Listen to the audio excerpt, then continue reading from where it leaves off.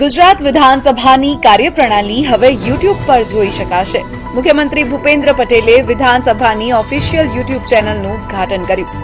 આ યુટ્યુબ ચેનલના માધ્યમથી સંસદની કાર્યપ્રણાલી અને સંસદીય બાબતોથી સામાન્ય જનતા માહિતગાર થશે. યુટ્યુબ ચેનલ પર વિધાનસભા સંકુલમાં થતા કાર્યક્રમની વિડીયો ક્લિપ્સ અપલોડ કરવામાં આવશે. આપને જણાવી દઈએ કે ગૃહની તમામ કાર્યવાહી લાઈવ બતાવવાને બદલે અમુક વિડીયો સંકલન કરીને મૂકવામાં આવશે.